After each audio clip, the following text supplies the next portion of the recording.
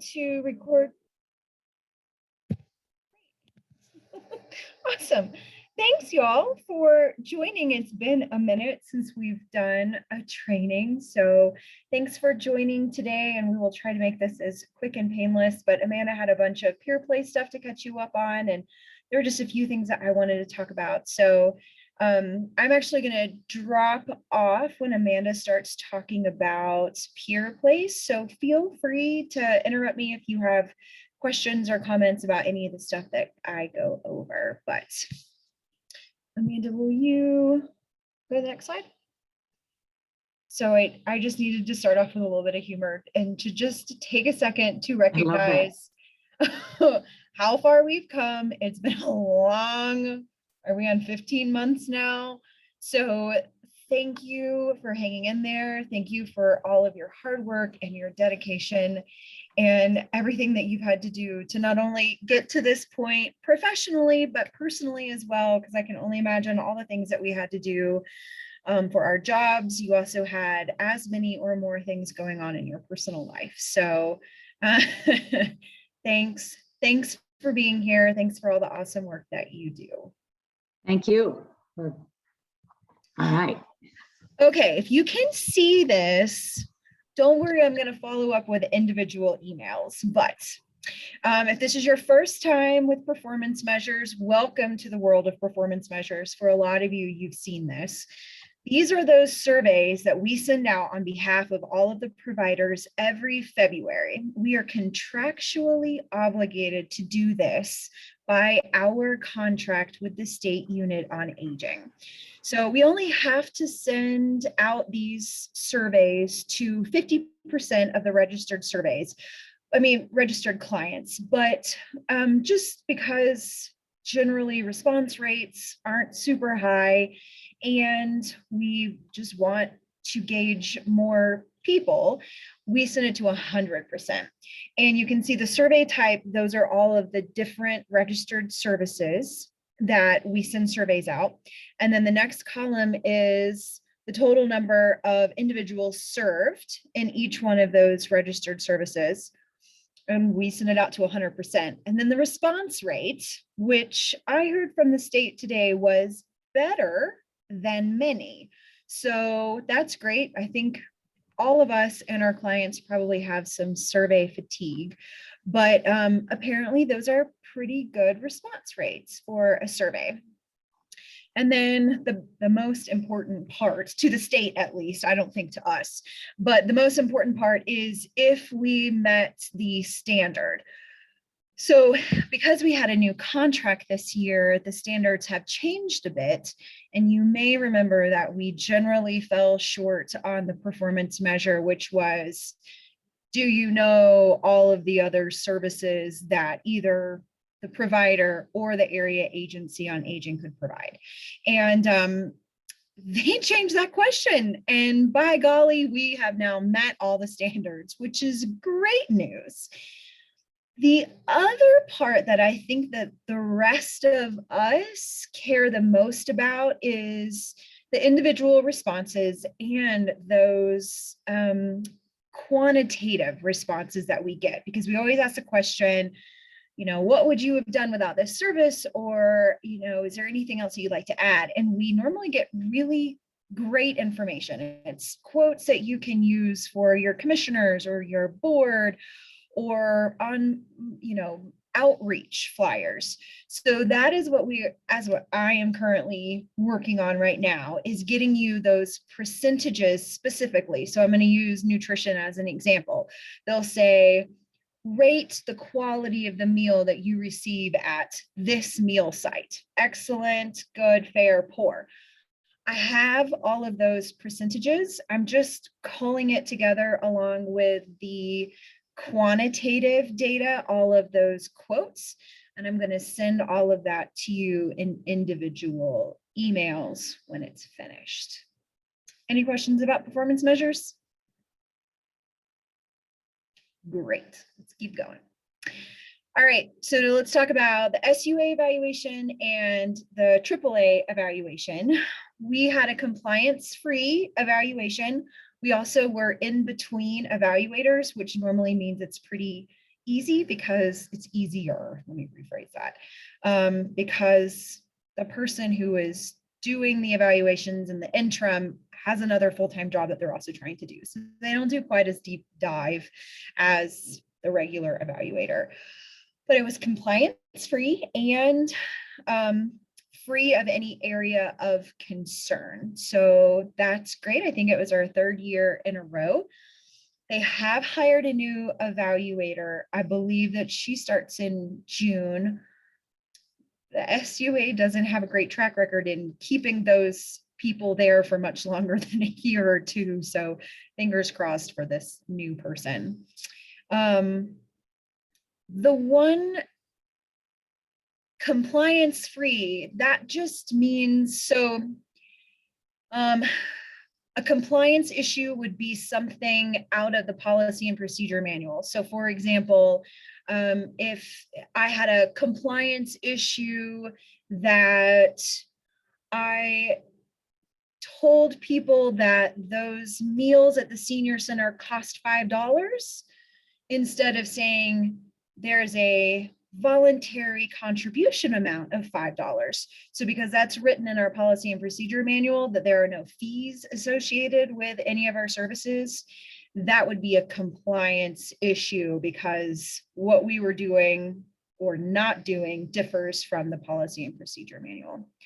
So we didn't have anything where they said you are out of compliance with what you should be doing according to the policy and procedure. The only thing that Greg, who was the one who did our evaluation this year, said that I wanted to impart to you was that many of us, and I think us included in our language around your grievance policy, was that it could look like you have to talk to, I'm gonna use the senior center as an example. You have to talk to the senior center first if you have a complaint.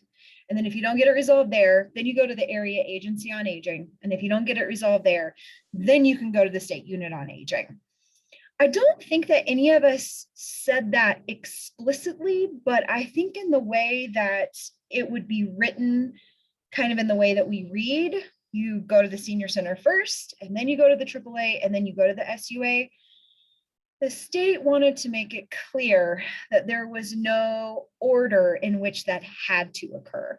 That if a person wanted to bypass you and me directly and go straight to the state unit on aging, they were allowed to do so.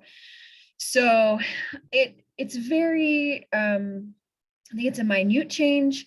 But one way you could do that is say, if you have a complaint, you may contact, and then you can do that you can still do this, but it doesn't necessarily make it seem like there is a required order in which you can complain. It's pretty minor, but questions about that? Okay. These were some of the things that popped out to me across the board when I did our annual evaluation results. Most of this is not new, and this was gathered from everybody. So don't think that this was just one particular person. This is just a teachable moment where I can remind you that these are things that you have to do to be in compliance. So you have to have that waitlist screening tool. And you have to track it in the log, even if you don't have a wait list. That's always a thing. Why do I have to have this? I don't have a wait list. You have to have a way to screen people and a way to track them in that log. I went over that with everybody, but should you need any follow-up, just let me know. This was something that was new to the evaluation this year, but not new to the policy and procedure. It just was something we hadn't asked about yet. Having written policies and procedures for critical incidents, an emergency preparedness plan, which is specifically required for transportation providers and nutrition providers. A written conflict of interest policy. Again, it's not new per se, but new to the fact that I had not asked about it before in the past.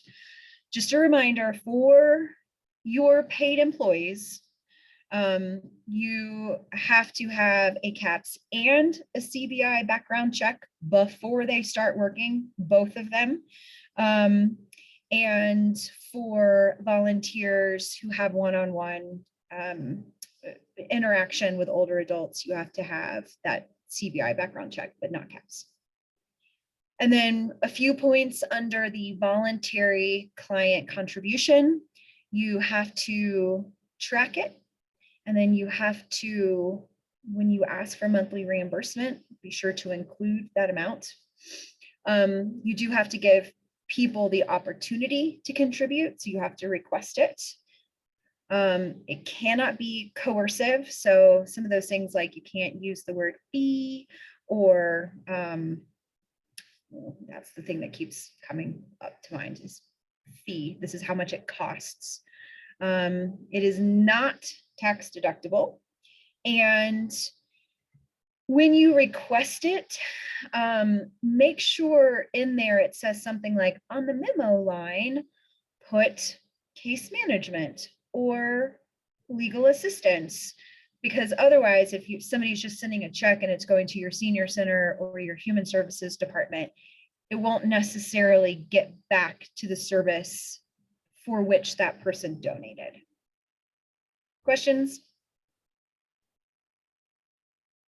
Okay.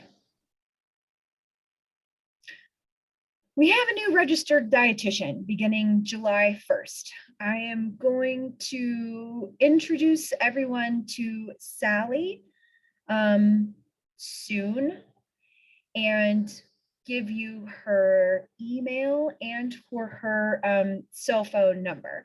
If you are already working with the current RD, Lindsay, her contract goes through June, so you have her and she will continue working with you until July 1st, and then we'll swap over to Sally. Another reminder is that even if you don't have a nutrition program, you have access to our registered dietitian. So if you are a case management provider and one of your clients expresses interest in nutrition counseling, you can utilize our regional RD because she is there for everyone, not just the nutrition providers.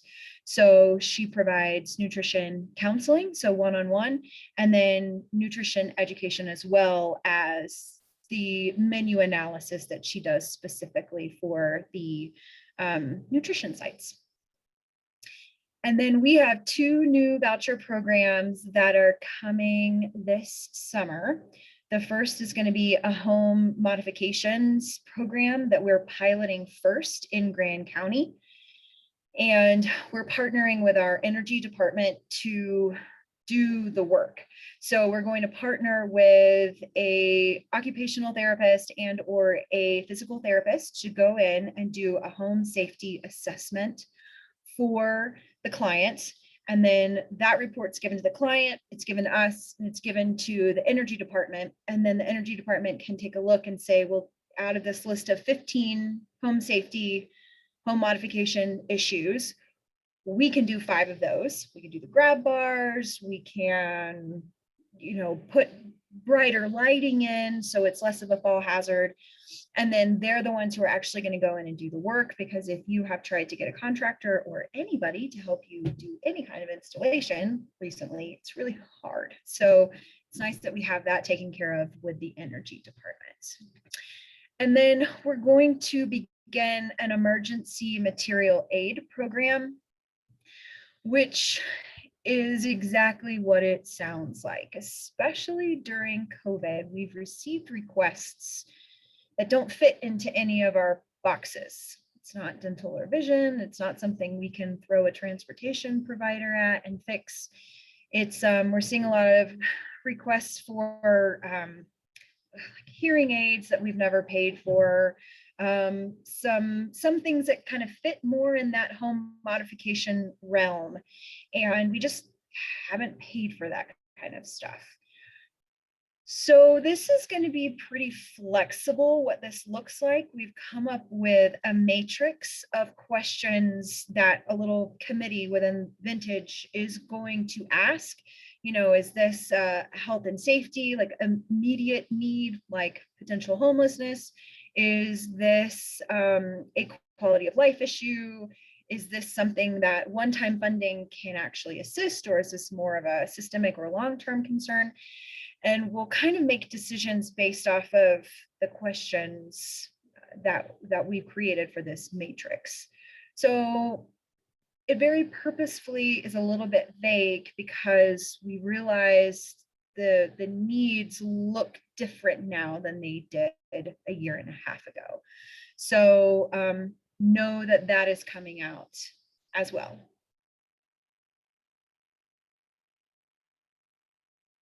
I'm done. Does anybody have questions for me? Chad, how do I guess?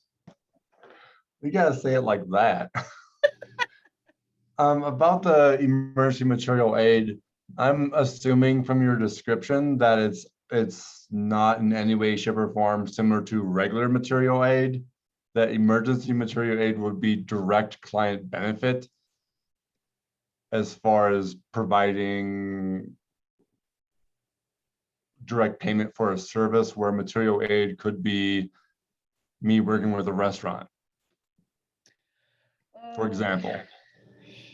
Yes, it's just material aid is the words that the State Unit on Aging uses. Now that you say that out loud, I realize that might not make sense to anybody else. Yes, you are interpreting that correctly, though. This would be a direct client benefit. So buying somebody a, I don't know, a hot water heater, or yes, something like that. Okay, that makes sense. And then I guess the other question would be about the pilot and grand. Are you assuming that goes amazingly? Are you looking at expanding that through the rest of the region or to other counties, or at a case-by-case basis? No, I mean, the plan is to expand throughout the rest of our region because we know that it's a need everywhere. We just kind of wanted to work the kinks out in one place and figure out what worked and what didn't work and what we needed to refine before we tried to do it throughout the whole region. Something like most of the service that we do, it's pretty, we pay this person, or you tell us what you need and we do that. But because we're working with multiple entities with that home mods, both with the PT, OT, and then with energy department, we kind of just wanted to start smaller, figure it out, refine it, and then expand it. But the intention is to expand it.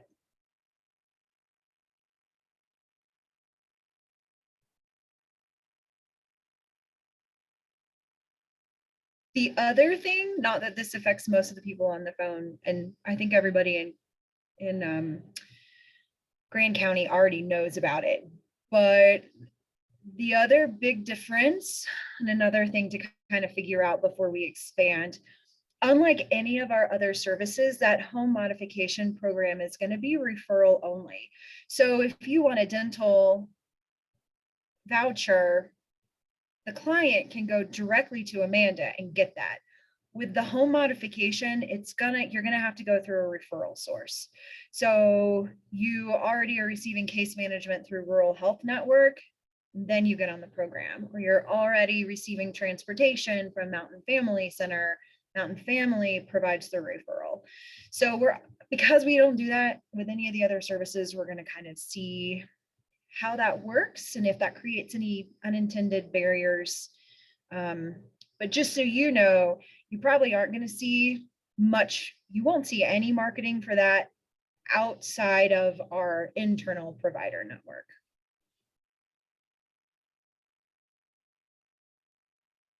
Okay. Thank you so much for your time. I will leave you in the very capable hands of Amanda to go over PurePlace things.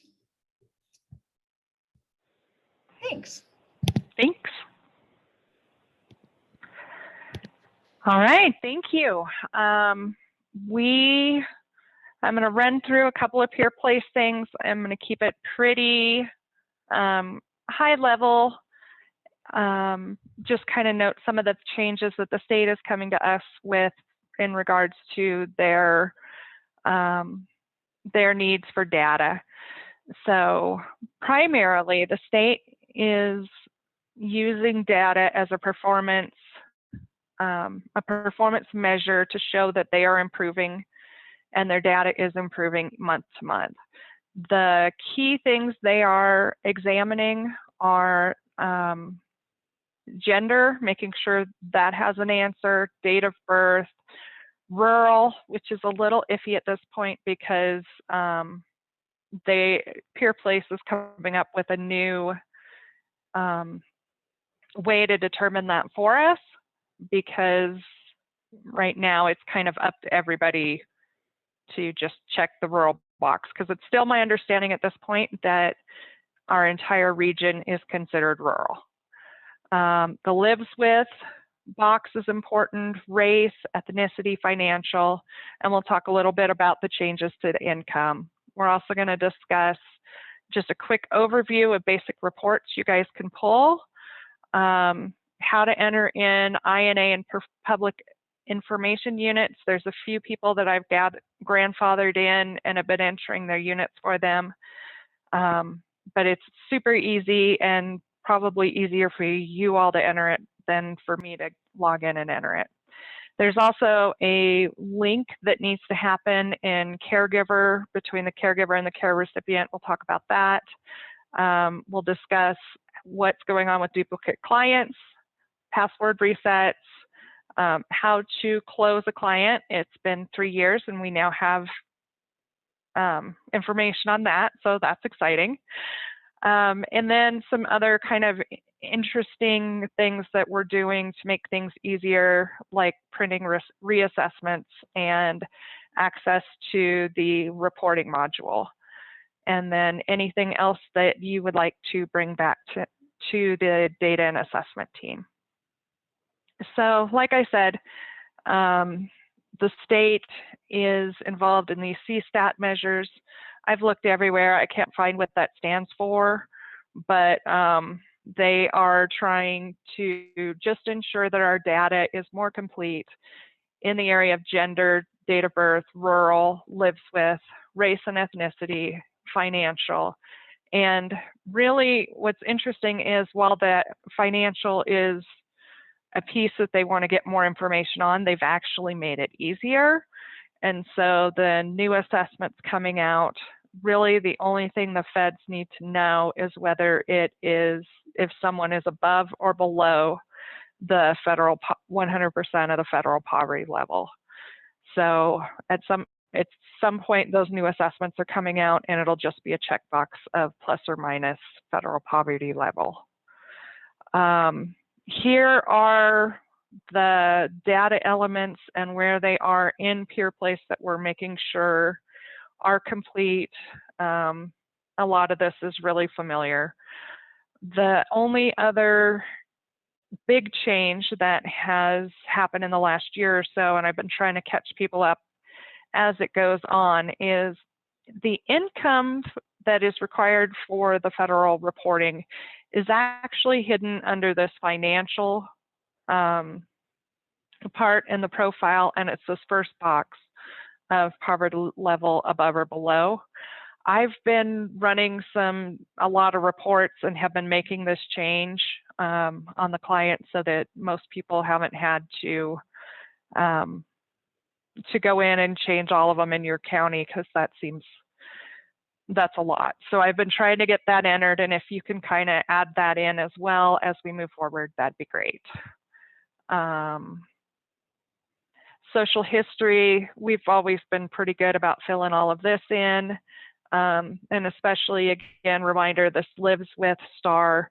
It's easiest just to fill that in as you're going through the client profile, because if you don't, as a lot of you know, and you go into the assessment, and it's not filled out because a client came over from SAMS, then you have to go all the way back out and lose your work. So that's pretty much where all of that data is pulling.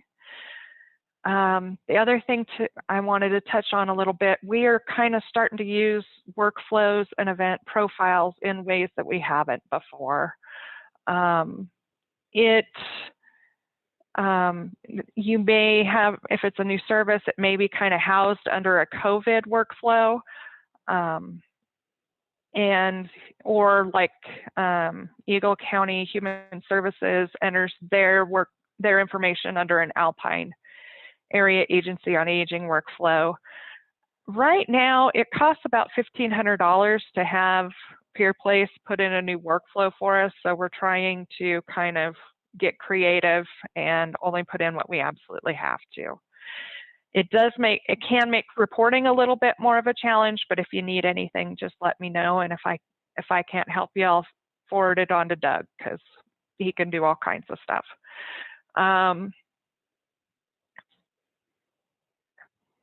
So the one thing we can talk about is the difference between View Builder and the reports on the windmill. View Builder is many times much more helpful. This is kind of how I go about checking units when you submit your OASIS data. I compare whatever's in there, and if it's a single service, I run a View Builder report. It's this little yellow one on the pinwheel. The good thing about View Builder is you can put in a bunch of different filters. You can filter out veteran status is equal to yes or no. The downside to View Builder is that it will only run one workflow at a time. So it works really well for like Grand County Rural Health Network's case management. And I can look at all of that, and I only have to run one report. But when I look at Eagle, I have to do Eagle Congregate, Golden Eagle, Eagle Minturn, Eagle, so 6 times. But I do pretty much run every service through View Builder at least once, because this is the one that allows you to view date of birth when you run it. And I always do a quick scan to make sure the units that we're requesting are for somebody 60 plus. It also, and it also allows for veteran status. Boy, I am having a hard time changing screens. Sorry. And as you can see, this is what a View Builder report looks like. I always do client units. You have to enter in a date range, because if you go last month, it just goes 30 days back. It's not smart enough to know start and end dates.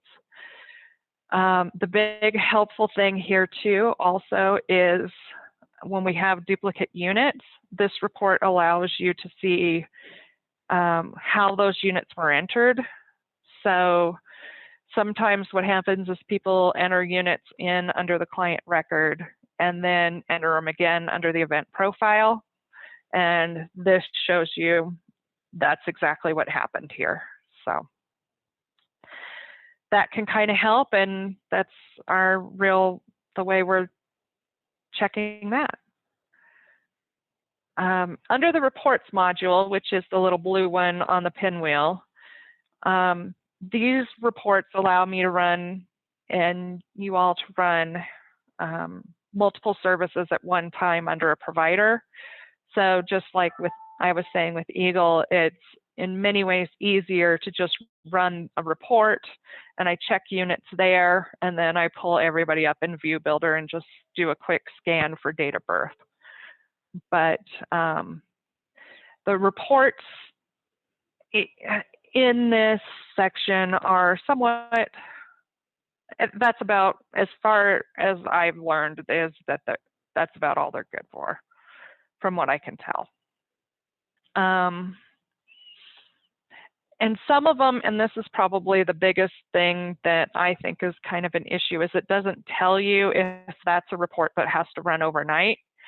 So you could just sit here and keep hitting go, go, go, go, and it won't let you know whether or not it's running. So that's kind of a flaw, I think. But that's pretty much that.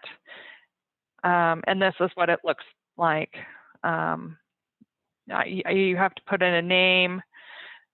You have to hit submit to run, and I don't know why every single time I run one of these, I forget to do that, and it yells at me, and it makes me all tense. But this is how it kind of comes out as a report, and it adds things up. It also, this one allows you to see things that were entered as an aggregate, so your public information, your INA units. You can also see that under View Builder under Event Profile Units, I think. So that's the reporting, and here's just a brief overview of how to enter in your INA units. Just make sure you're in the INA workflow. Both INA and public information are housed under the INA workflow. I think they did that because of the cost of different workflows. And then it's just event profile. Oh, stop. There we go. And INA is obviously where the INA units are. And then public information will go under there. The nice part about INA units is, again, it's aggregate. So it's really, this is all the event profile looks like. You put in the date of the month, put in the units. The total clients are the same as the units, and save. And that's pretty much it for INA, and then do the same thing for public information. Caregiver support groups. I had to check with CC on this because caregiver is probably the most difficult service to enter, because there's an order that if you don't do it the right way, you can't link the clients, and I do it wrong every time. So you'll enter your care recipient, then you can add in the in-home assessment, then you can add in the caregiver, and then you can link the two. And there's one more box that we've been missing because we didn't really know it existed. And that is in the linking, you have to designate the caregiver and who the care recipient is. And this further links them and allows them to show up on our federal reporting. Again, I'm trying to go through all the missing information and get as much of that entered for you as possible. Password resets, I recently learned I can do that. I'd been doing it, but didn't think anybody knew if that was okay or not. And it's been confirmed I can enter your password reset, so just send me an email. And we finally got some guidance on duplicate clients. This is exciting. Since for the last 3 years, they've just continued to grow. Right now, it doesn't seem like PurePlace knows that they have given all of the PurePlace admins the ability to merge it. So we're going to run with it as long as we can. As you come across duplicate clients, just send me an email with the correct client ID, the incorrect client ID. Go ahead and enter in your units under the correct client, and then I will work to get those two merged if possible, and eliminate the duplicate client. So that should be, we're working our way through that as they show up too. So just send me what you see and we'll get those cleaned up for you.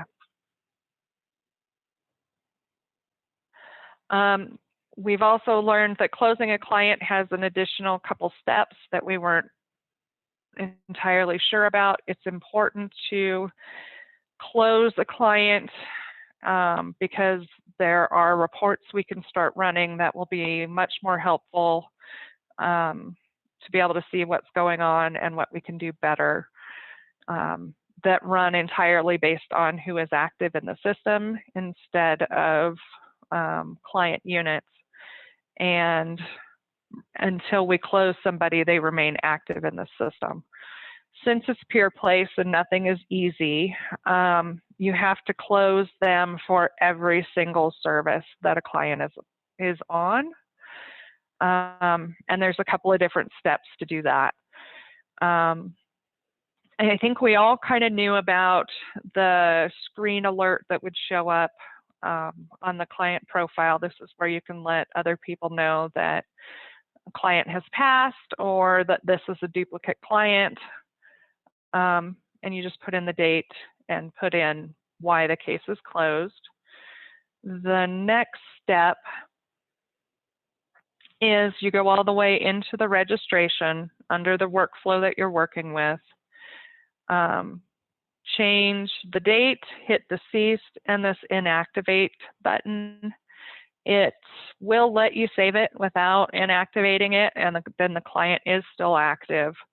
So your double check for that is this active in the corner. And if you get an inactive, then that's great news. But the client can be on multiple services. So you'll want to go to encounter history and see if there are other additional services that the client might be under. And like this client was under COVID and case management and vouchers.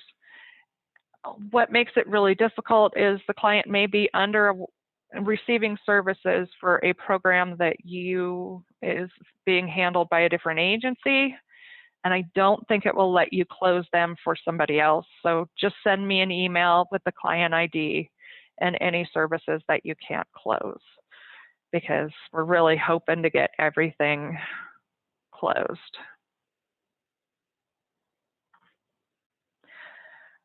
Finally, sometimes no one can figure out why, but sometimes it looks a little different on that closure screen. It seems to be primarily in case management. And it's if it's opened as a case file.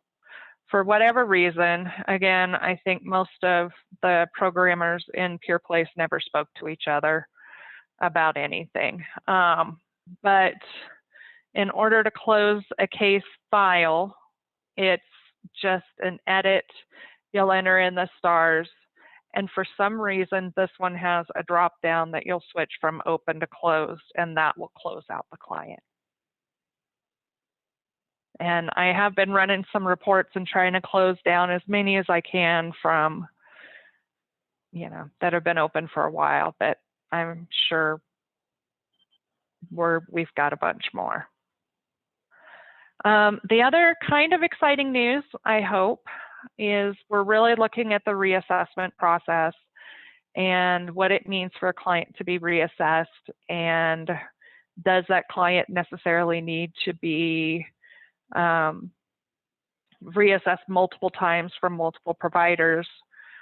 And one of the ways that we're also trying to make it easier is Doug has created this report that allows us to input information from the most recent assessment into an actual reassessment. And some of you, I'm sure, remember these are the original assessment forms we used to get from the state. And that is still kind of what the state's using. The assessment forms we've been using as a region have been reworked by Vintage. So it does populate it all in the old reassessment form, which is unfortunate. But what might make it easier is that you can hand it to a client. All of their information should be in there. Anything that's not in there, you can highlight and have them add, and just let them know if there's anything that they need to change, then they can make that update right there. The other thing, since we're trying to kind of streamline the assessments and the reassessments and get credit for the work that we're doing, is sometimes it seems like all of the client profile should count as an assessment, since it's 99% of the information on the assessment. But unfortunately for each service to get credit for an assessment or a reassessment, it has to be put into one of these assessments here.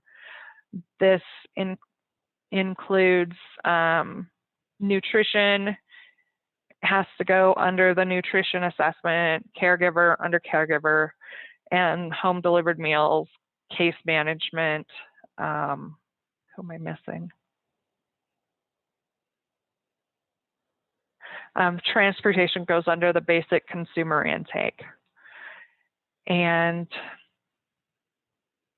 so that's where the assessments initially go, and that's also where the reassessments go. I didn't make a screen for that. It is okay if when you're in the assessment and there's already an assessment in PeerPlace that either you've completed or somebody else has, there is a button that's called Inherit to New, and that will take the information from the most recent assessment and make a copy that you can just go in PeerPlace and make the change. So if you're interested in getting either the pre-printed reassessment forms for your reassessment periods, or need some help with PeerPlace getting that, finding that Inherit to New button, just let me know. We can definitely walk through that and hopefully make a little bit of your life more simple. Kind of one of the last things I wanted to touch base on is there is a reporting module outside of PeerPlace, but kind of part of PeerPlace that is available to providers now, and is kind of where a lot of the more sophisticated reports can be run. Many of them have to run overnight, but it's in this BI reporting. There's the missing client data report that I'm running to fill things in because we captured really great financial data, but it was all under the assessment instead of under that financial tab. So I've been kind of moving things over and back and forth based on that report. And it's also where I can get the reassessment printed form is, as well as what's due and when. And it's also where kind of the only place that you as a provider or us as a AAA are really able to get a solid unduplicated client report. We are, CC and I are part of the state work group trying to make things easier, improving our assessment forms because they're, I think, probably 10 years old, and trying to make the changes that we can with PeerPlace and making it easier to get the data in as well as getting the data out. There have been 2 surveys. We've surveyed all the AAAs and surveyed the providers. We've had 2 listening sessions with providers primarily, and we've been looking at trends. It sounds like as a state, we're going to be kind of moving towards a vertical format, similar to the assessments we've been using as a region, but Erica, just her draft is so much more beautiful than what I put together a couple of years ago. So that'll be really nice. The other big push is it sounds like it'll be easier if we move to one assessment with screening questions for everybody, so that you won't have to keep copies of this assessment for transportation and this assessment for nutrition and a different one for in-home services. We're also developing some frequently asked question pages for both providers and best ways to collect that data. There's been talks about kind of how to delicately ask some of the questions, and also questions as to whether we need to ask some of the more delicate questions that we are. Specifically, the incontinence supplies can feel pretty uncomfortable to ask. And then frequently asked questions page for the clients as to why we're collecting this data, where it goes, how it's housed, and what the purpose is. It's been kind of hard to say that we're collecting this data and what we use it for when we've had difficulty getting that data back out to serve the purposes that we've been trying, but I think we're getting close.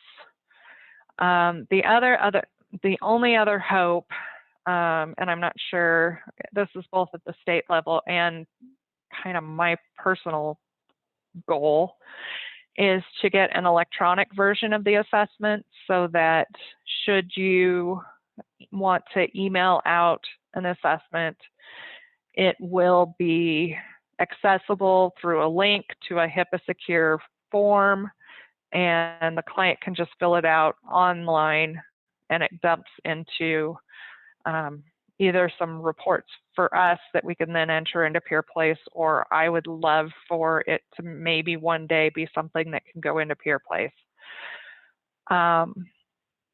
There's a lot of possibility, I think, with that, and it makes it easier than we have the fillable PDFs right now that occasionally get a little quirky, especially in the signature field. So we're hoping on that.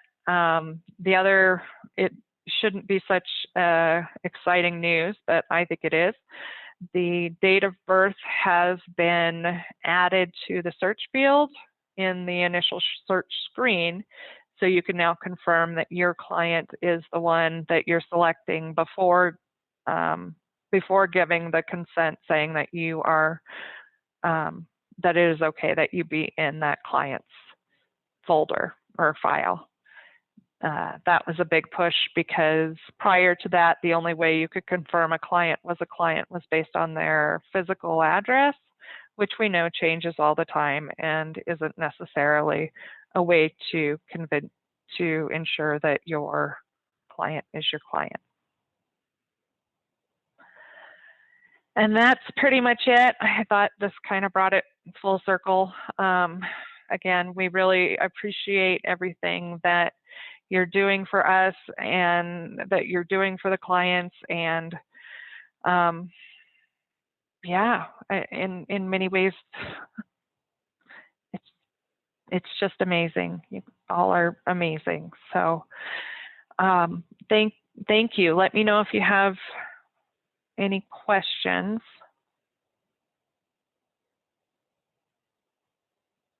I kind of flew through it pretty fast, but if there's anything you would like clarification on or to run through some cases, I'm definitely here anytime. I have a quick question. This is Amanda with the Rural Health Network in Grand County. As you were talking through closing out clients, I could see how it would be very clear and straightforward to close people out, especially if a client is deceased. Is it also okay to close out people from services who maybe moved away or we don't anticipate having contact with soon in situations like that? Absolutely. That is hugely helpful, and you're right on. That's what we're hoping to get closed out as well. It gets a little harder in those situations because a lot of times we have clients that drop off and we don't know if they've moved or why we haven't heard from them in a while, but it's definitely, we've been advised to try and close them out if they haven't had services for a while for whatever reason. Okay, thank you. Thanks, Amanda.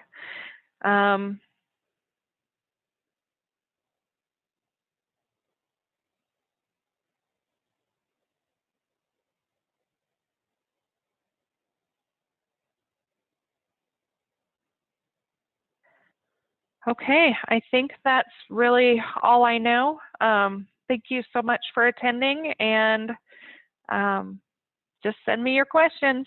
Thank you. Bye.